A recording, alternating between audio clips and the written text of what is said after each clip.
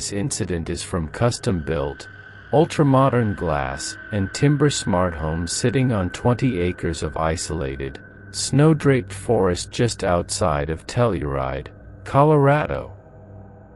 As a clinical psychiatrist, I spend 40 hours a week sitting in a leather chair, listening to the fractured minds of my patients. I diagnose them using the DSM-5. I prescribe selective serotonin reuptake inhibitors for their anxiety, and atypical antipsychotics for their hallucinations. When a patient tells me they feel a cold presence in their room, or that a shadow is standing at the foot of their bed, I calmly explain the mechanics of sleep paralysis. I tell them about hypnagogic hallucinations and the brain's tendency to misfire during the REM cycle. I use heavy, multisyllabic medical terminology to build a wall of rational science between them and their terror. It works. It makes them feel safe. Science is a wonderful, comforting blanket. But I am a hypocrite. Because I know, with absolute, terrifying certainty, that the DSM-5 does not cover everything. I know that sometimes, the shadow at the foot of the bed isn't a misfiring synapse. Sometimes, it is exactly what it looks like. And sometimes, it is looking right back at you. My nightmare didn't start with a creaking floorboard or a sudden jump scare. It started when I was 14 years old, growing up in a quiet suburb of Seattle. I was a normal girl, completely unremarkable, except for one thing: something in the unseen world found me beautiful. It didn't have a name. It didn't have a body. At first, it was just a feeling of atmospheric pressure, like the heavy, static-charged air right before a severe thunderstorm. Then, it escalated. My bedroom door would lock from the inside.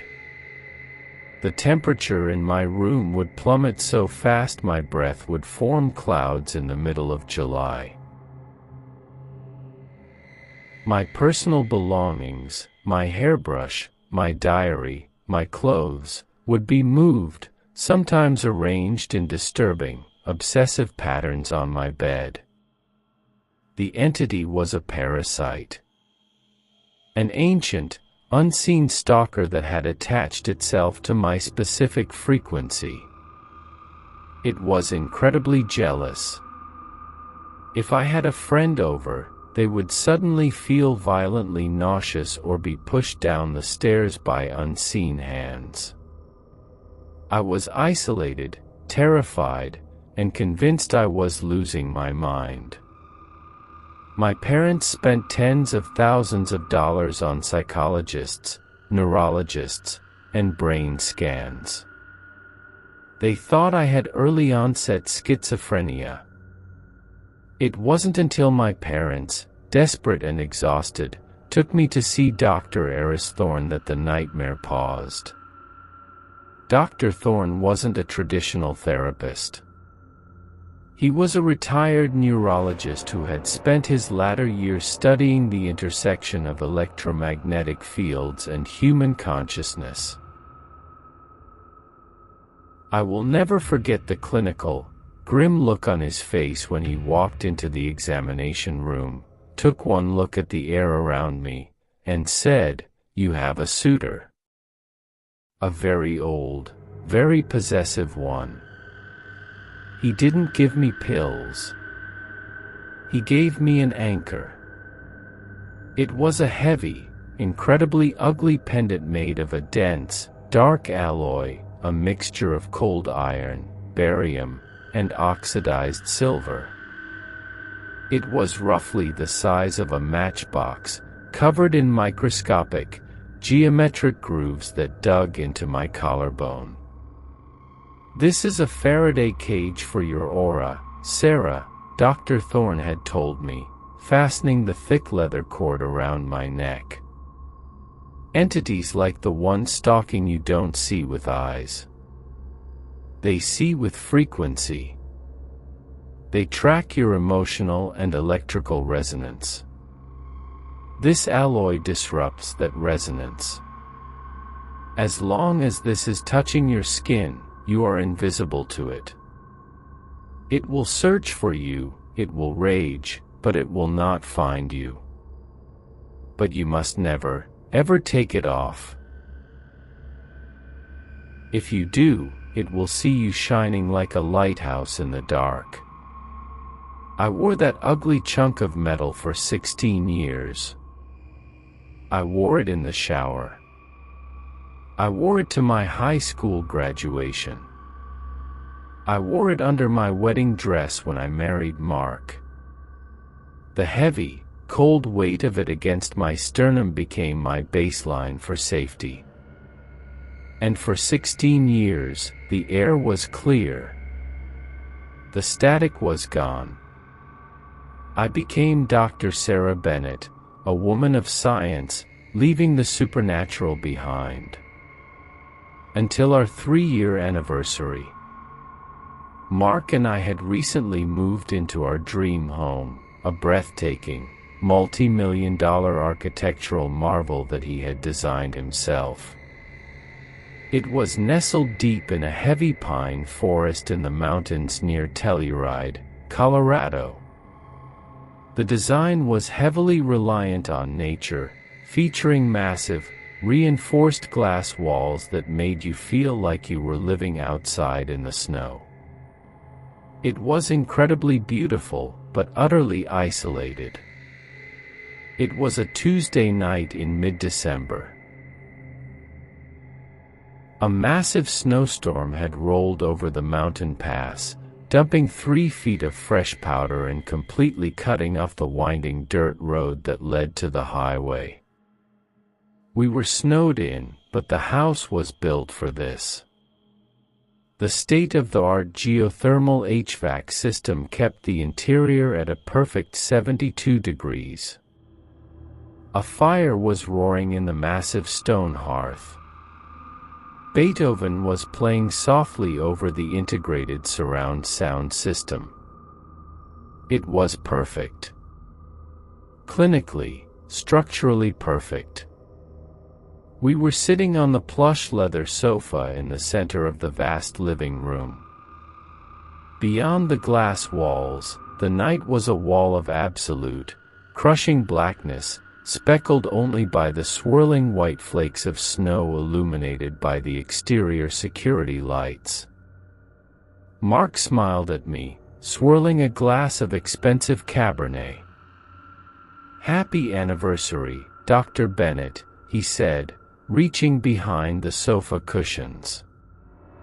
He pulled out a sleek, black velvet box and handed it to me. I opened it, and the firelight caught the facets of a stunning, teardrop diamond resting on a delicate white gold chain. It was breathtaking. It was the kind of jewelry you wear to a high society gala, not sitting in sweatpants in a snowstorm. "Mark, it's incredible," I breathed, touching the cold stone. "It's too much." "Nothing is too much for you," he said softly. He set his wine glass down and slid closer to me. His eyes dropped to the collar of my sweater, focusing on the thick, worn leather cord of the iron pendant peeking out. His smile faltered just a fraction. Mark was a man of aesthetics. He loved clean lines, modern art, and logical symmetry. He hated my pendant. I had told him it was a family heirloom, a grounding tool I used for severe childhood anxiety. I had never told him the truth about the suitor. My rational, architect husband would have tried to check me into my own psychiatric ward. "Sarah," Mark started, his voice gentle but firm. "I love you. But you've worn that heavy, rusty thing every single day since I met you. You are a brilliant, successful woman. You don't need a psychological crutch anymore. You're safe here. With me. In this house that I built to keep you safe." He reached out and lightly touched the iron pendant. "Just for tonight. Take it off. Wear the diamond. Let me see my wife without the weight of her past around her neck." My heart did a strange, uncomfortable flutter in my chest. 16 years. It had been 16 years. Surely, Dr. Thorne had been exaggerating. Surely, the entity, if it was even real and not just a manifestation of adolescent trauma, had moved on by now. What kind of parasite waits 16 years? I looked at Mark's loving, expectant face. I looked at the beautiful diamond. I looked at the impenetrable, modern fortress we were sitting in. I am a scientist, I told myself. I do not believe in ghost stories anymore. With trembling fingers, I reached behind my neck. I fumbled with the rusted metal clasp. It was stiff, fighting me, as if the metal itself didn't want to let go. But I forced it.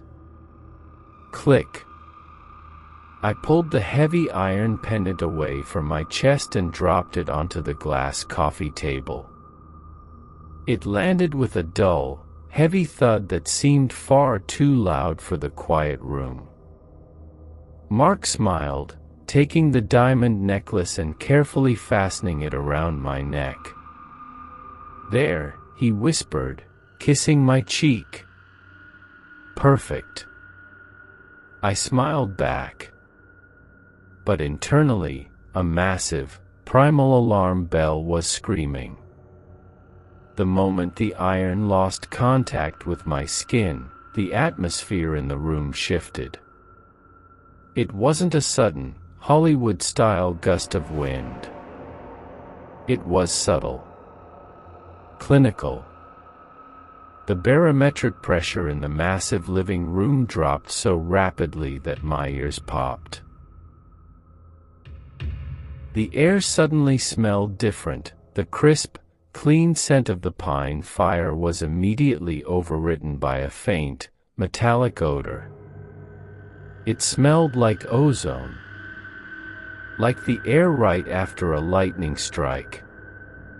"Did you feel that?" I asked, my voice suddenly tight. Mark frowned, looking up at the high ceiling. "Feel what?" "The pressure. It's just the storm outside. The HVAC system is probably compensating for the wind chill against the glass." "Right. The HVAC," I whispered, rubbing my arms. The temperature in the room was rapidly plummeting. The thermostat on the wall still read 72 degrees, but my skin was covered in goosebumps. The heat was being actively drained from the air. "I'm going to run down to the cellar and grab that bottle of vintage Merlot we bought in Napa," Mark said, oblivious to the rising tension in my chest. He stood up, stretching. "Don't go anywhere." "Mark, wait," I started, reaching out to stop him. But he was already walking down the long, dimly lit hallway toward the basement stairs. The heavy oak door shut behind him with a solid thud, leaving me completely alone in the massive, glass-walled living room. I sat frozen on the sofa. The silence in the house was no longer comforting. It felt heavy, expectant. Then, the smart home system began to fail. It didn't shut off completely. It glitched. The soft classical music playing from the surround sound speakers warped. The pitch dropped, dragging the notes out into a low, distorted groan. The recessed LED lights in the ceiling began to flicker, not in a random pattern, but in a slow, rhythmic pulse. Like a heartbeat. Thump, thump, thump. I stood up, my medical training desperately trying to rationalize the situation. Power grid fluctuation from the storm. Audio distortion from the cold. Perfectly normal. I looked down at the coffee table. I reached for the iron pendant. Before my fingers could touch the metal, the glass coffee table violently shattered into 1,000 jagged pieces. I screamed, jumping backward, covering my face as shards of tempered glass rained across the rug. My heart was hammering against my ribs like a trapped bird. I lowered my arms. The iron pendant was lying on the floor, surrounded by broken glass. I took a step toward it, but stopped dead in my tracks. The massive floor-to-ceiling windows surrounding the room had fogged over with condensation due to the sudden drop in temperature. But they weren't entirely covered. Directly in front of me, on the glass pane that faced the deepest part of the forest, there were 2 handprints. They were large. Unnaturally long. The fingers were spindly, featuring one too many joints, pressed hard against the glass. But the handprints weren't on the outside of the window. They were on the inside. Whatever had made them was standing in the living room with me. I stopped breathing. The clinical, rational wall in my mind collapsed completely. I didn't turn around. I knew better. I kept my eyes locked on the foggy glass in front of me, using it as a mirror to view the room behind me. Through the fogged reflection, I saw the doorway leading to the kitchen. Standing in the archway was a figure.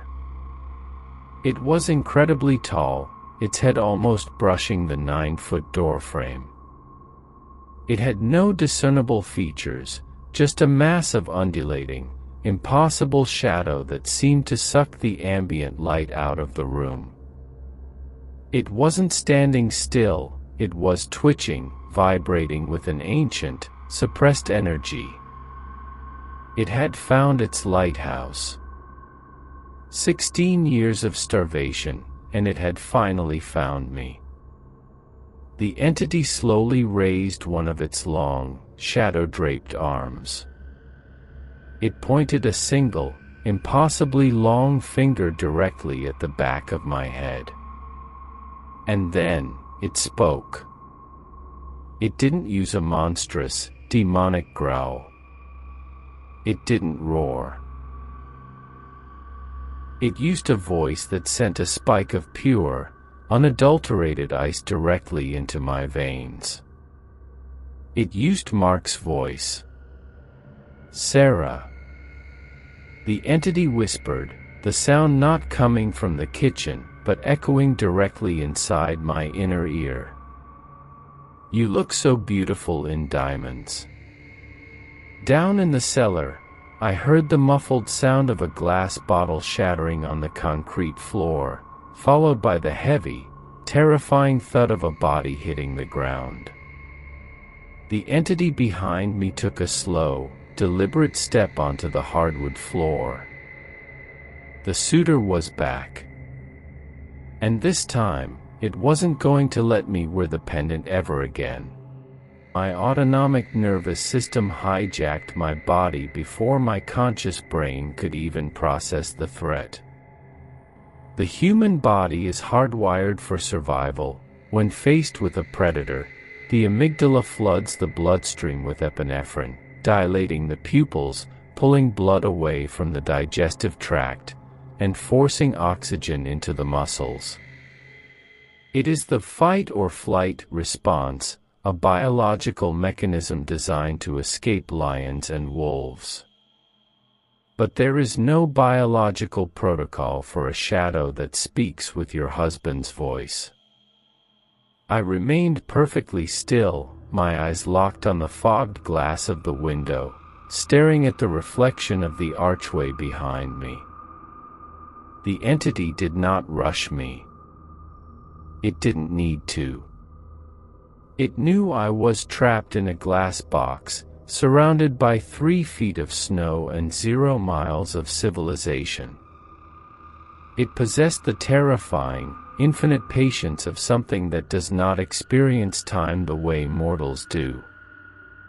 Through the condensation on the glass, I watched its silhouette shift. It didn't walk, it seemed to displace the space around it, glitching forward like a corrupted video file. With every inch it moved toward the center of the living room, the ambient temperature plummeted further. I could hear the expensive drywall of Mark's custom-built house popping and cracking as the sudden freeze caused the materials to contract. Frost was literally crawling up the legs of the leather sofa. "You ignored me for so long, Sarah," it whispered. The voice was Mark's, possessing his exact baritone resonance, but the cadence was horribly, clinically wrong. It dragged out the vowels, tasting the syllables as if language was a physical substance in its mouth. There was a wet, clicking sound beneath the words, like 2 pieces of flint being rubbed together inside a hollow chest cavity. I looked down at the floor.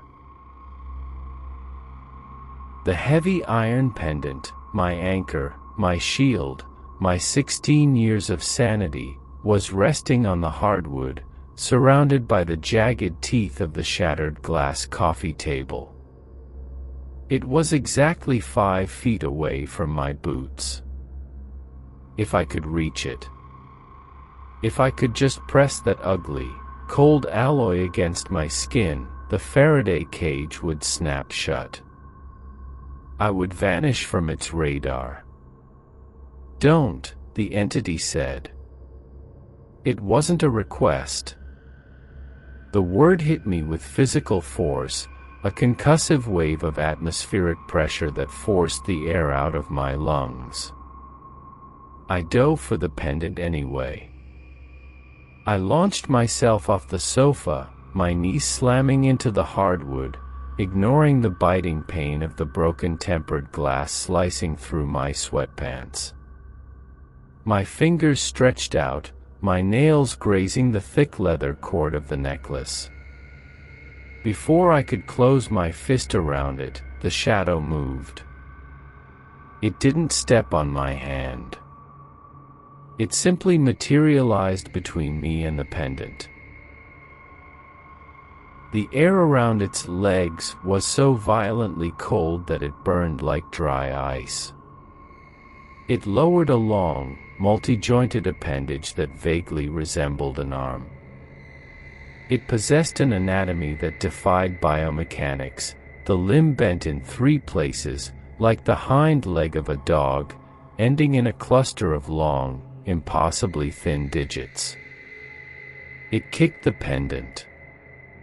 The heavy iron skidded across the smooth hardwood floor, spinning wildly until it slid perfectly beneath the low, heavy oak credenza on the far side of the room. A gap of barely 2 inches. It was completely out of reach. A sound vibrated through the room. It took my terrified brain a full 3 seconds to categorize it. It was laughter. The entity was laughing at me, using the exact sound of Mark's warm, booming chuckle, but distorted through a filter of metallic static. "I made myself handsome for you," it crooned, the voice now originating from directly above me. I scrambled backward on my hands and feet, crab-walking across the broken glass, my breath coming in ragged, hyperventilating gasps. I hit the edge of the stone hearth and forced myself to stand, grabbing a heavy, wrought-iron fire poker. My hands were shaking so violently the metal clattered against the stone. I finally turned to face it. As a psychiatrist, I have treated patients suffering from horrific visual hallucinations. I have calmly documented descriptions of demons, angels, and rotting corpses. But nothing in my medical textbooks could have prepared my visual cortex for the reality of the suitor. It stood nearly 8 feet tall, a towering monolith of absorbing blackness. It didn't have a defined skin texture. Its surface looked like churning, oily smoke held together by a repulsive, invisible membrane. Where a human face should have been, there was only a smooth, concave depression. But the most horrifying aspect was how it was actively trying to wear human geometry to please me. As I watched, the smoke at its shoulders boiled and solidified, violently snapping into the shape of a man's broad shoulders, Mark's shoulders. The dark matter at its torso tightened, mimicking the exact drape and fold of the designer sweater Mark had been wearing. It was a crude, grotesque pantomime of my husband, assembled by a predator that only understood the shape of humanity, but none of its soul. "Where is he?" I screamed, brandishing the fire poker. My voice was shrill, cracking with panic. "What did you do to Mark?" The entity's concave face tilted to the side. The movement was painfully disjointed, accompanied by the sickening sound of wet cartilage snapping. "Mark is fragile," the entity replied. It wasn't using Mark's voice anymore. It was using the voice of Dr. Eris Thorne. The exact, clinical, grim tone of the men who had saved my life 16 years ago. "Biological structures are so wonderfully delicate, Sarah. They break with the slightest pressure." Suddenly, the smart home technology surrounding us violently rebelled. The heavy, motorized shades that covered the floor-to-ceiling windows began to slam up and down in a chaotic, deafening rhythm.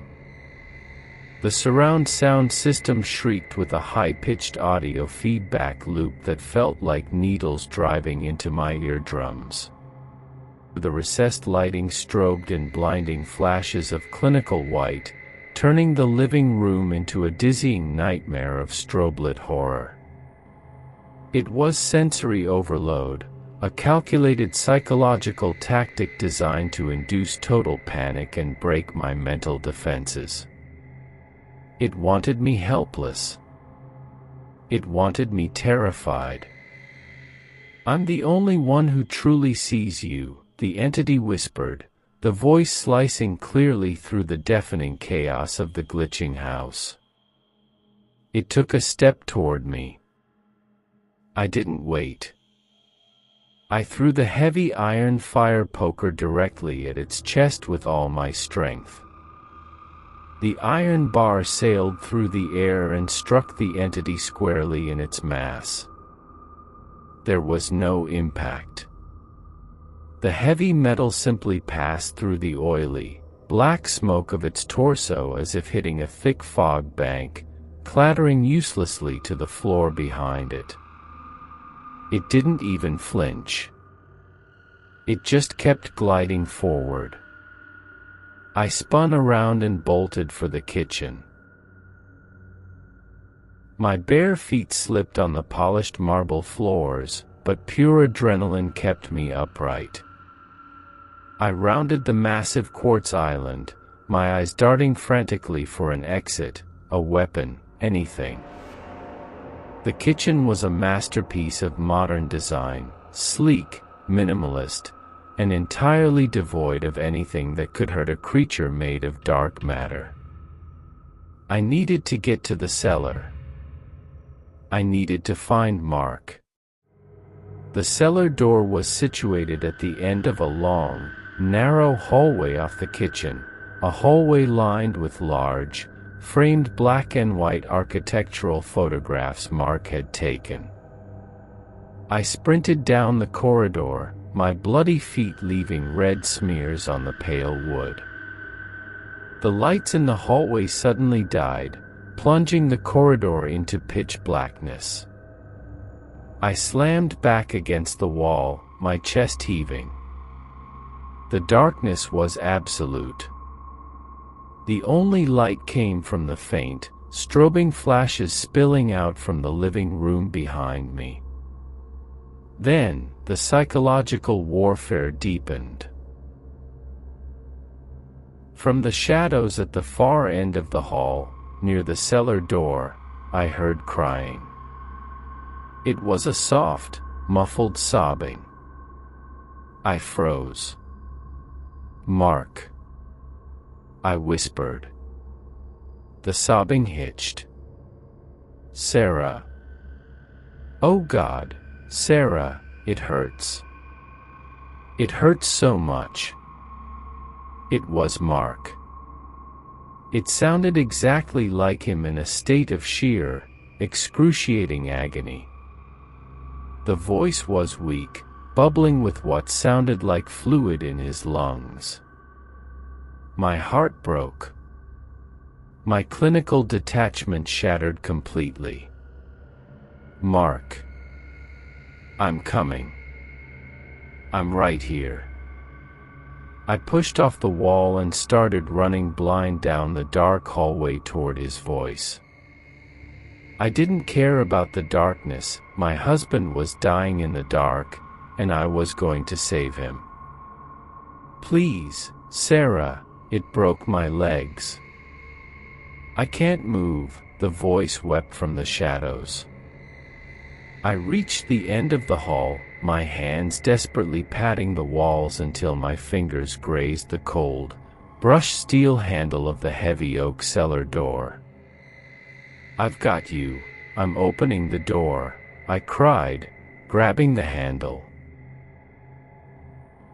As I pulled the lever down, a brilliant flash of lightning outside illuminated the house through a distant window, sending a brief spike of light down the hallway. For a fraction of a second, the corridor was illuminated. Mark wasn't at the end of the hallway. Standing right beside me, so close that its freezing, ozone-scented mass was brushing against my shoulder, was the entity. It had been standing there in the dark, waiting for me. Its concave face was leaning down, its mouth inches from my ear. The sobbing hadn't come from behind the door. It had come from it. It had perfectly mimicked the sound of my dying husband to lure me straight into its embrace. In the brief flash of lightning, I saw its long, shadowy arm wrapping around my waist, intending to pull me into its freezing void. A primal, guttural scream ripped from my throat. I didn't fight back. Fighting physical matter against antimatter was useless. Instead, I threw all of my body weight backward, using the momentum of opening the heavy oak cellar door to rip myself out of its grasp. The entity's shadowy fingers grazed my ribs. It felt like being touched by liquid nitrogen. The cold burned straight through my sweater, searing my skin and sending a shockwave of numb, paralyzing pain through my nervous system. I tumbled backward, falling through the open doorway and completely missing the top step of the cellar stairs. I plummeted into the dark. I hit the wooden staircase hard, my shoulder taking the brunt of the impact. I tumbled down the steep flight of stairs, my body slamming against the unforgiving oak steps. Pain exploded in my ribs, my knees, my head.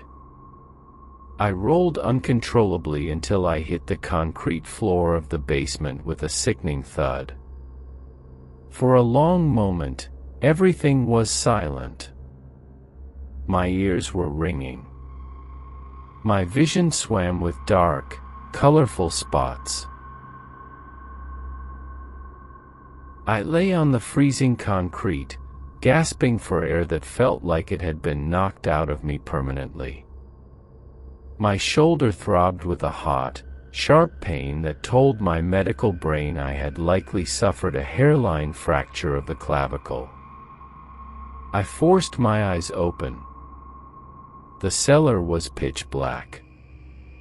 Unlike the upstairs, there were no windows here. It was an underground vault designed to store wine at a constant, cool temperature. Now, it felt like a tomb. I gritted my teeth and forced myself to roll onto my side. I reached into the pocket of my sweatpants and pulled out my smartphone.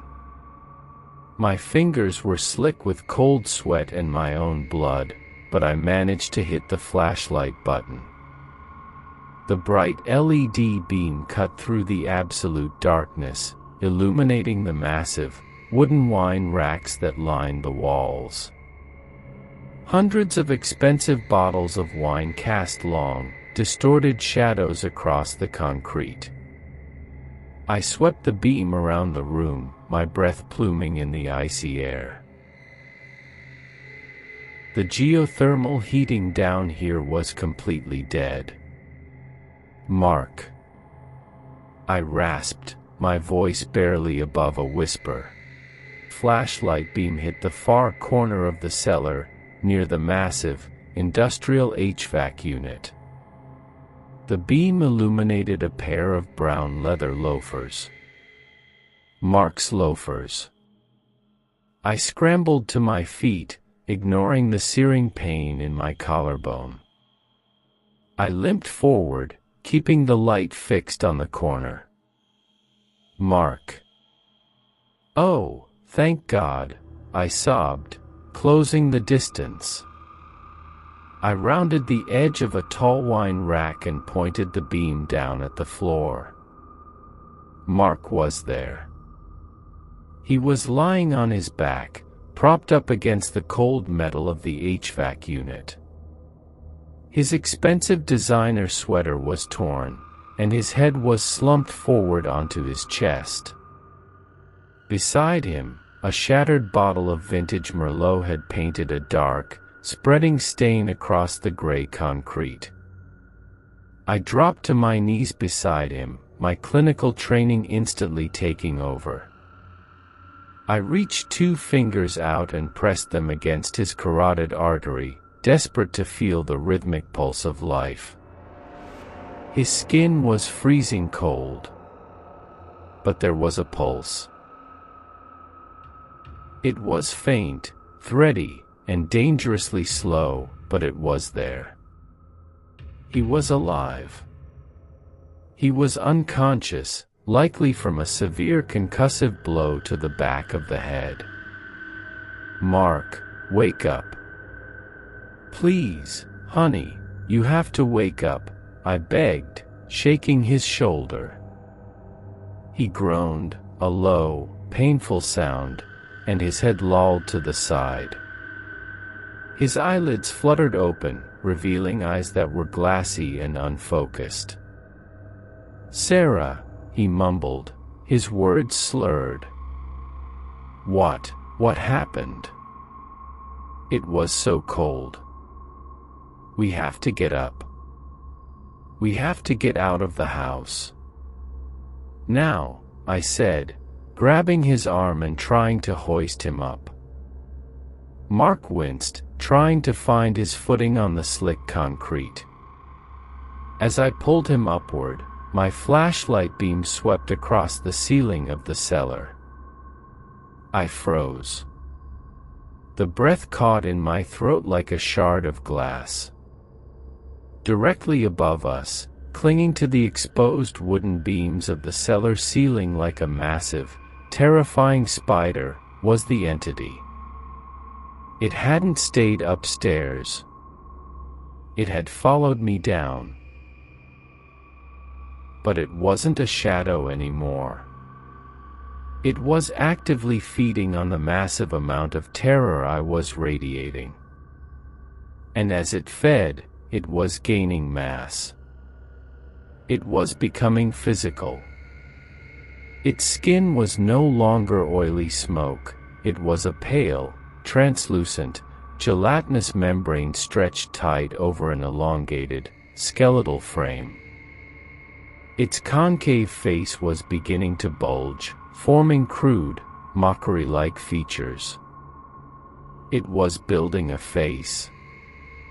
And as it looked down at me from the ceiling, its jaw unhinged, revealing rows of sharp, wet, geometric teeth. It didn't speak with Mark's voice this time. It didn't speak with the doctor's voice. It spoke with my own voice.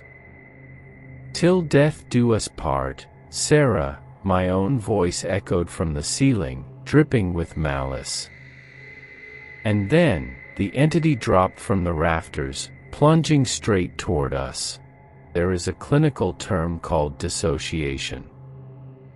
When the human brain is confronted with a trauma so severe that it threatens to shatter the psyche, the mind simply ejects. It detaches from the physical body, viewing the horror from a safe, numb distance, as if watching a terrible movie. As the suitor dropped from the ceiling of the wine cellar, its gelatinous, translucent body plummeting toward us, I prayed for dissociation. I prayed for my mind to shut off. But it didn't. I remained hyperlucid, trapped in the suffocating reality of the moment. The entity hit the concrete floor just inches from us. The impact wasn't a solid thud, it was a wet, heavy slap, like hundreds of pounds of raw meat being dropped onto a butcher's block. Because it was actively building its physical form using the ambient thermal energy of the room, its structure was unstable. As it landed, its long, multi-jointed legs buckled backward, snapping with the horrifying sound of breaking celery, only to instantly knit back together. It was a monstrosity of stolen biology.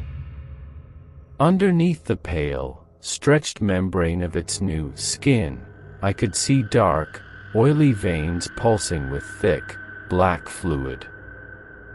I didn't think. I reacted. I swung my arm in a violent arc and smashed the heavy, tactical flashlight directly into the entity's bulging, concave face. The glass lens of the flashlight shattered against its bone. The entity shrieked, a high-frequency, metallic squeal that sent a shock wave of pain through my dental fillings. The impact didn't hurt it in a biological sense, but the sudden kinetic force staggered its newly forming mass. It reeled backward, thrashing blindly, its long claws raking against the wooden wine racks and sending dozens of vintage bottles crashing to the concrete in a tidal wave of red wine and shattered glass. "Mark, get up." Up the stairs. Now. I screamed, grabbing the collar of his torn sweater. Adrenaline is a miracle drug. Mark, despite the severe concussion and the blood matting his hair, found his footing. We scrambled over the slick, wine-soaked floor, slipping on the glass as the darkness closed in around us. The flashlight was dead. We were navigating entirely by memory and the faint, strobing light spilling down from the top of the cellar stairs. Behind us, the entity was recovering.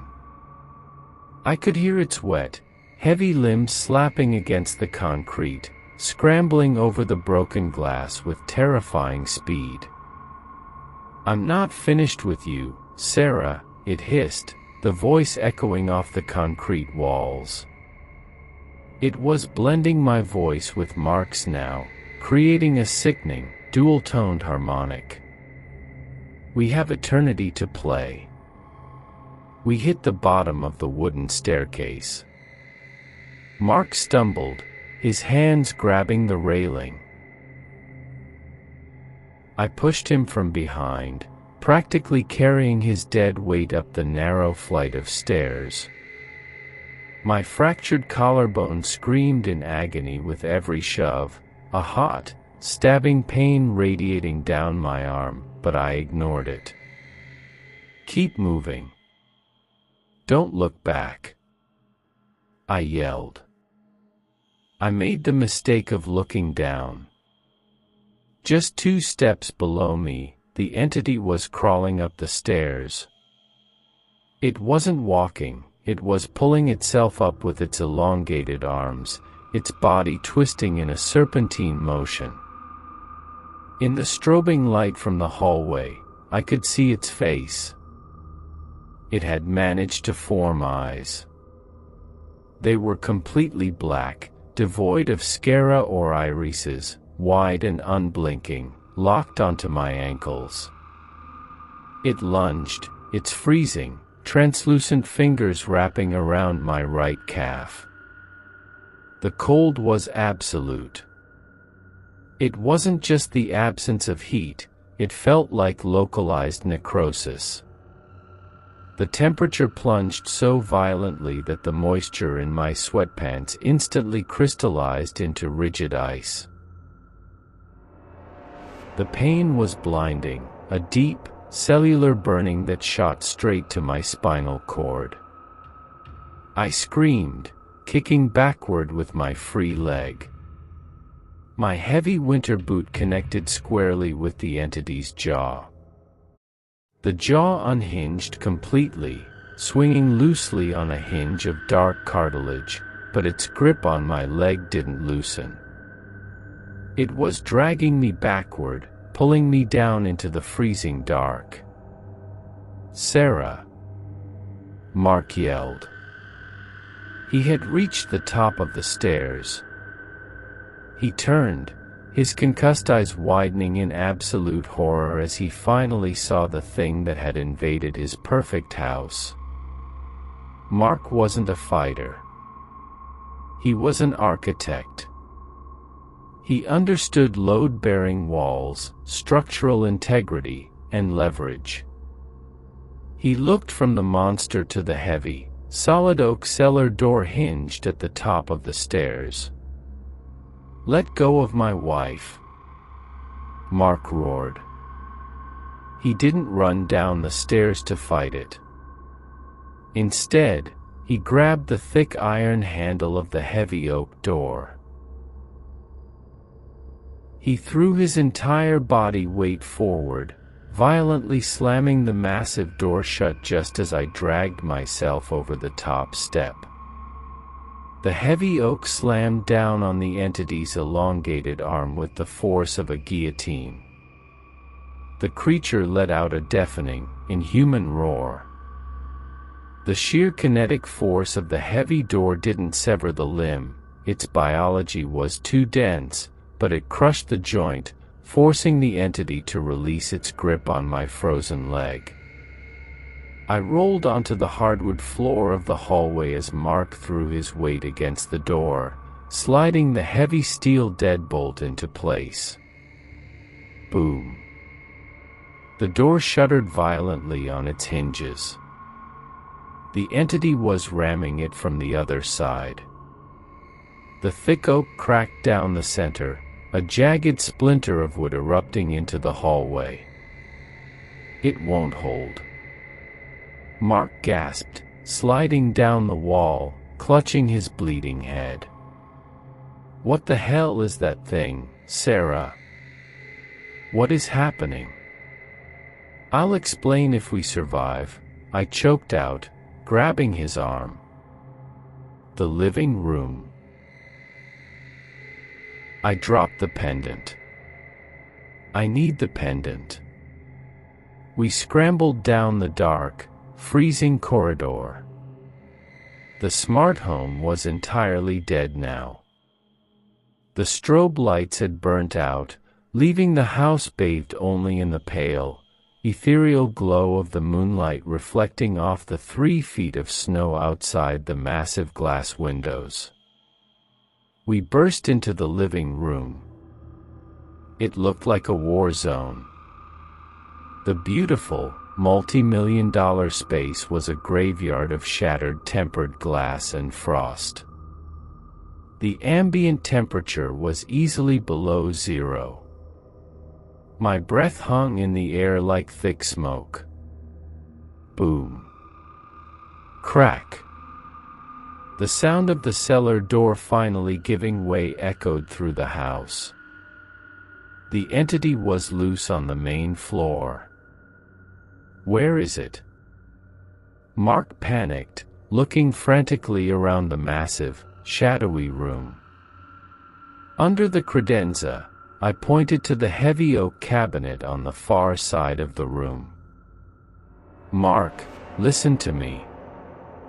That thing tracks me. It hunts my specific electromagnetic frequency.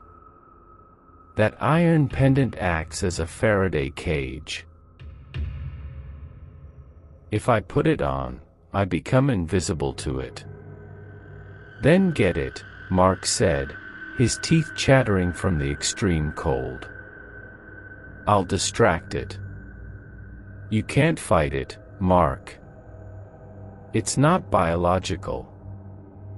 "I don't have to fight it," Mark said, a desperate, wild look in his eyes. He stumbled toward the massive stone fireplace. He grabbed a heavy can of lighter fluid we used for the outdoor fire pit and began dousing the plush designer rugs, the leather sofa, the curtains.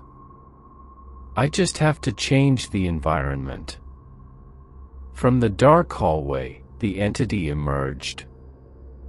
It dragged itself into the moonlight. Its crushed arm hung uselessly at its side, leaking a thick, black vapor that evaporated before hitting the floor.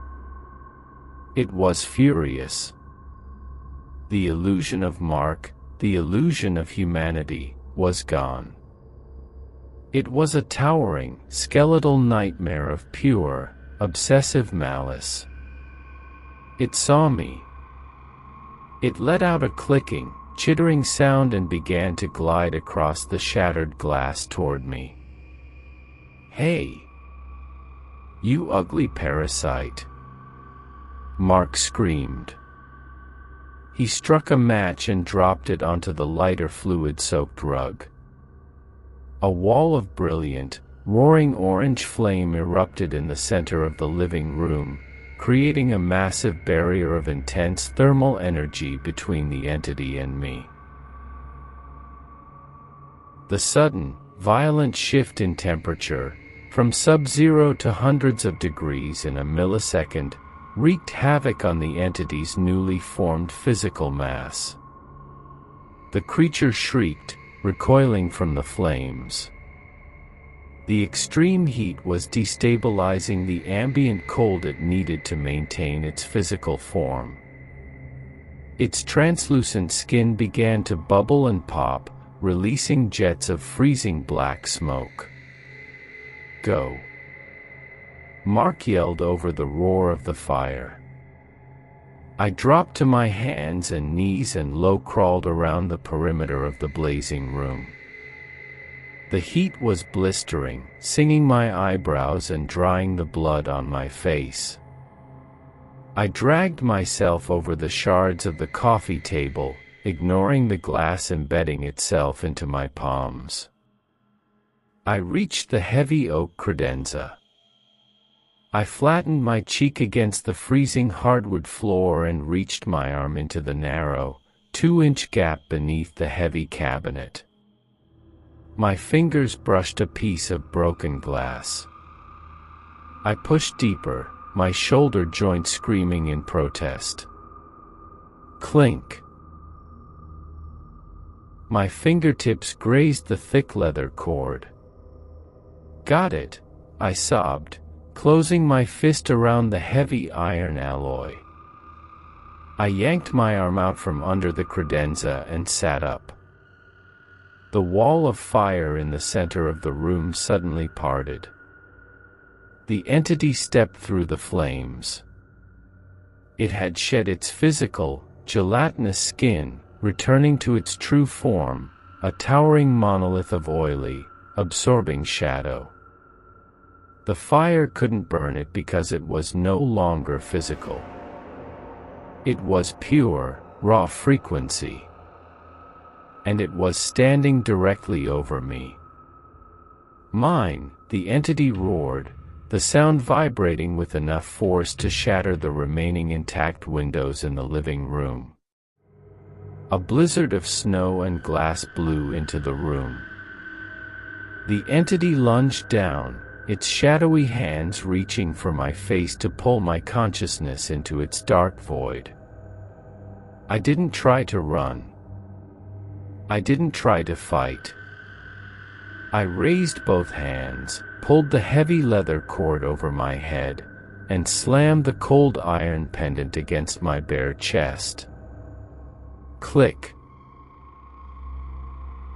The moment the dense alloy of iron, barium, and oxidized silver made contact with my skin, the world stopped. The deafening roar of the entity was instantly silenced.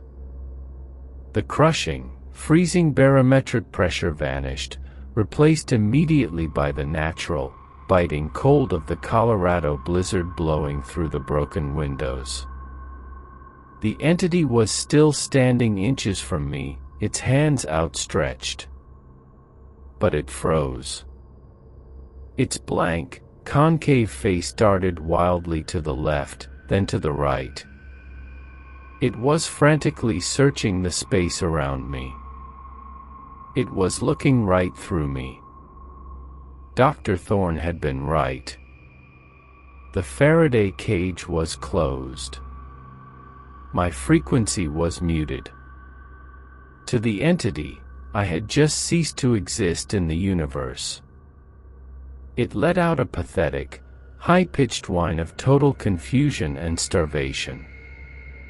It began to thrash around the living room, tearing blindly at the burning furniture, searching for the lighthouse that had just been turned off. I sat perfectly still on the floor, clutching the pendant to my chest, too terrified to breathe. "Sarah." Mark's voice came from the other side of the room. He was leaning against the stone fireplace, bleeding, exhausted, but alive. He was looking right at me. The entity stopped its thrashing. It didn't have eyes. It couldn't see me. But it tracked sound. It tracked electromagnetic signatures.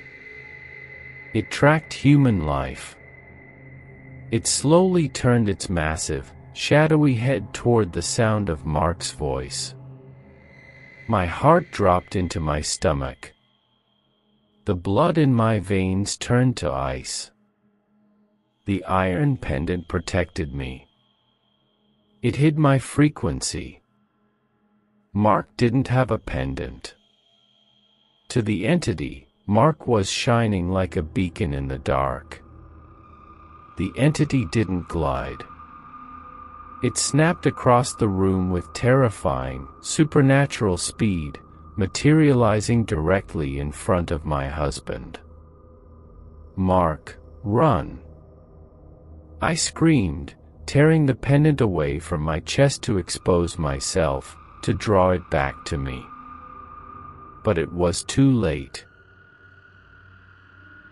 The entity leaned its massive, shadow-draped frame over Mark. It didn't attack him. It didn't strike him.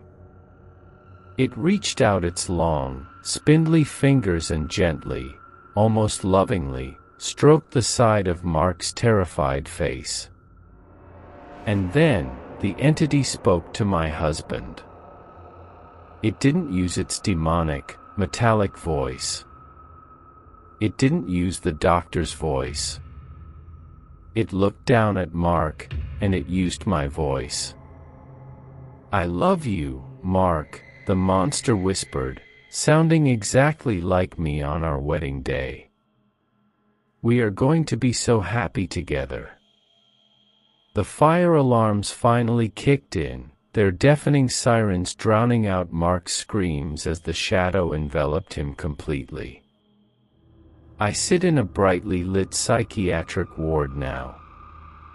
I am not the doctor anymore. I am the patient. They tell me the fire destroyed the house.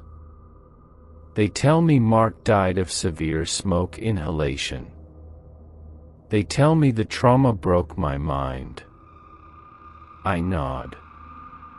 I take the pills. I listen to their clinical, scientific explanations. But I never take the iron pendant off. Not to shower. Not to sleep.